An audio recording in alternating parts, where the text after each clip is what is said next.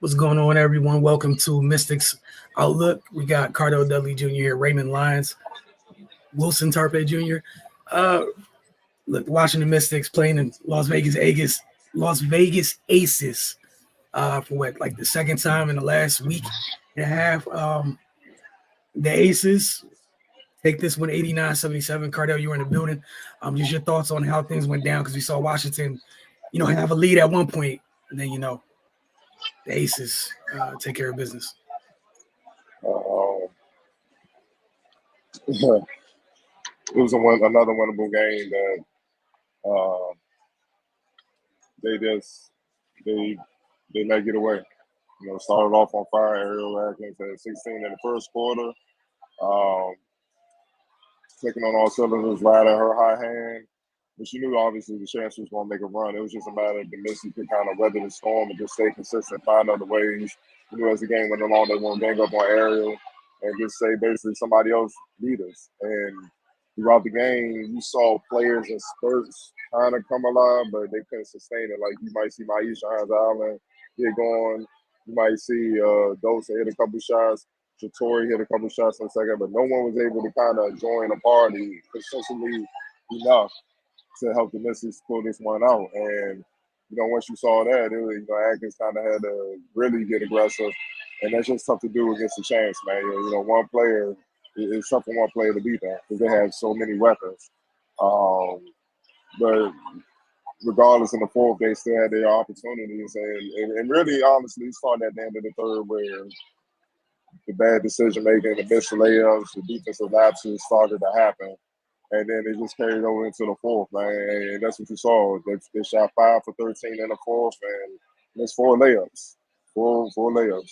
That's 8 points. And that changes things a lot. You know what I mean? Your game plan and who you have in the game, the whole nine. So,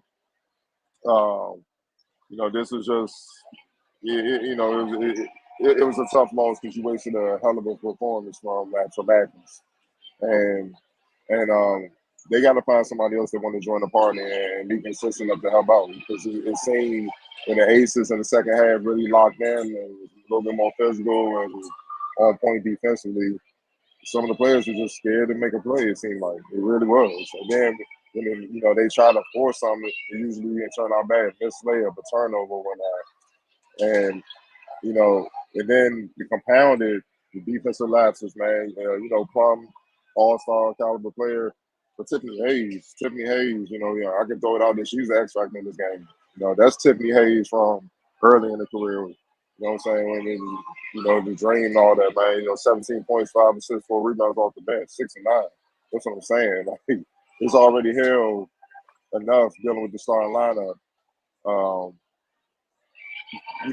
You expect her to get some, make some plays, but not like that. That's starters minutes type production, man. So you getting that for your reserve, and she basically damn near outscore your entire reserve by herself.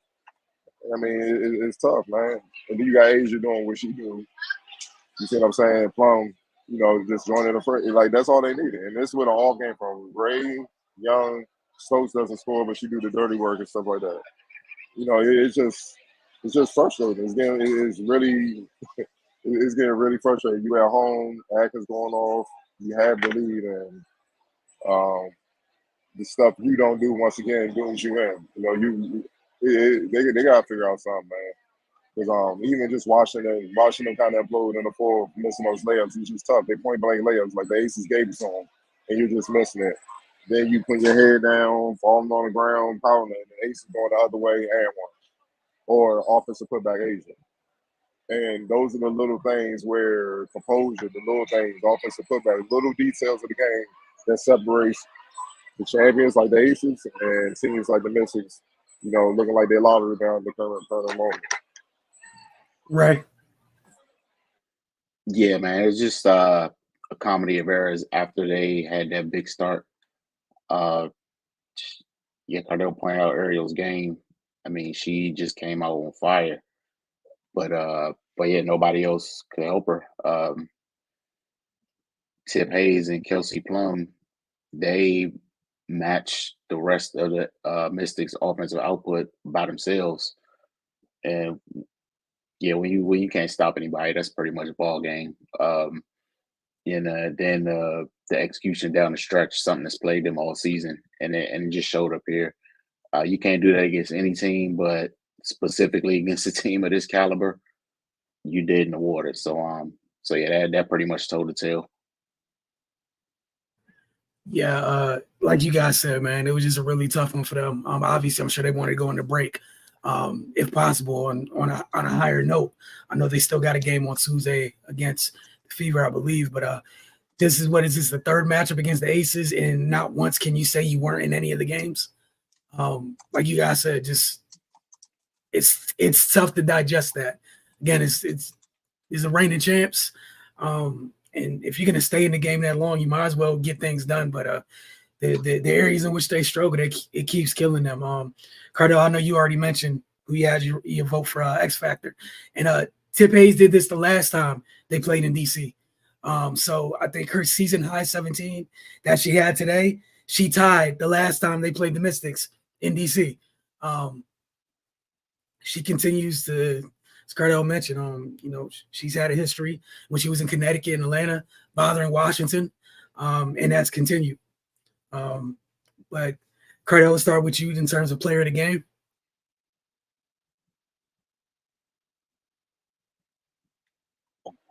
Hey man, it's tough to damn.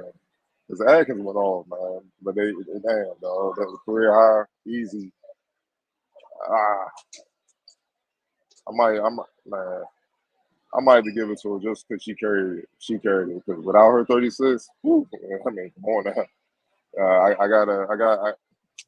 I gotta go against the grain on this one, man, because her performance was that special. And without with her what she did, she kept it competitive with Chance, with no one else joining the party. You see what I'm saying? I expect Asia to do that. That's not, out the norm for her. She's the best player in the game. But the performance Atkins put on to pretty much go at the Chance head, national TV, keep her team in the thick of things best she could, dropping damn near 40. That's just a hell of a performance, man. And they need every bit of it because without her doing that, it's easily 25 plus. Hell. All right, Ray, we just asked Cardell about player of the game. He was coming to a tough decision, but you heard what it was. It was Ariel Atkins. Your thoughts on this one? Yeah, I think I'll go to the tail end of it, man. Honestly, typically we don't want to reward a losing effort, but yeah, she carried 11 people on her back tonight, man, and it's something to be said about a performance like that against the reigning champs. While Asia going off, to match her stride for stride like that, and give them a chance to win. Yeah, man, this a Jerry West Finals MVP with a losing effort type deal, man. She went to work. Yeah, so look, what I'm not gonna do is disagree. 5 of the 6 threes were before the half? Yeah, Like, and it wasn't just like mid range layups over Asia, over Plum, Jackie, get off me. Let me get the space, couple cross on it. Everybody got a little. Everybody got something. So it was just a hell of a performance, man. It goes to show you, man. It goes to show you, though. You gotta do the other things. Scoring ain't enough, bro. it most definitely is not.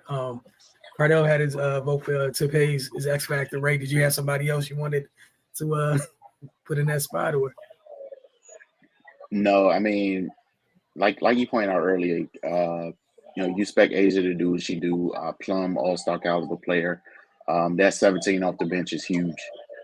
It kind of gave them that separation they needed, and she was pivotal in the comeback. So yeah, you gotta give her a nod. Yeah, again, agreeing with y'all. The dagger 3, the crashing the offensive glass, what she's been doing since she's been on the Aces, is huge. I know sometimes she doesn't get the offensive rebound, but her activity led to some of their offensive rebounds and second chance opportunities.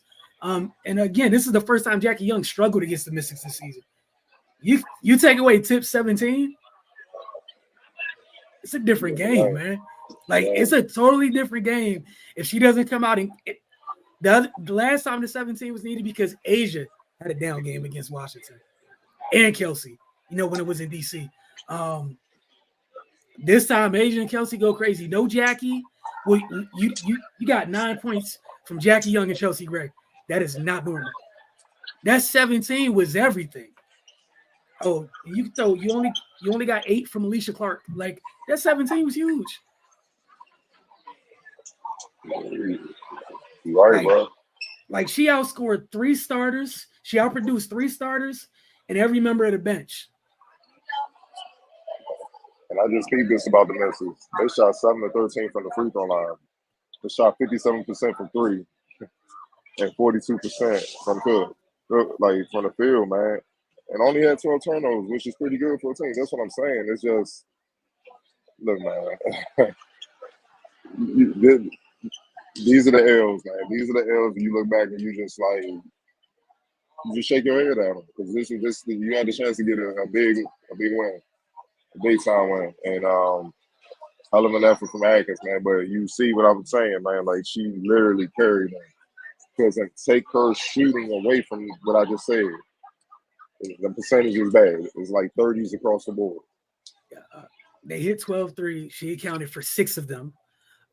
You talked about what they shot from the floor, and that gives way to, just gives way to what you were saying earlier and talking how many miss bunnies they had in this game. Shying away from the contact. Like it was one play, Asia was the only one back. And then Asia went at her, and Van Loo, instead of like coming down like 2-on-1 to get the easy basket, she flared out to the 3-point line. And Asia passed it to her, and I'm like, see, this analytics shit. Of course, she missed the 3. They go back down to 2-on-1, bro. And that's what you get. Asia's not about to run out there.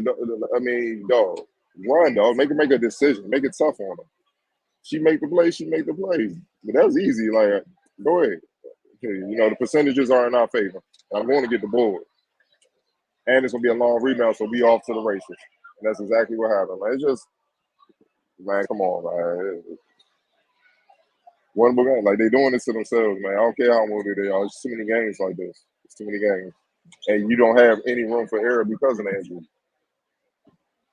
Exactly. And again, going back to the level of frustration, it is one thing I know I've said this several times throughout the season.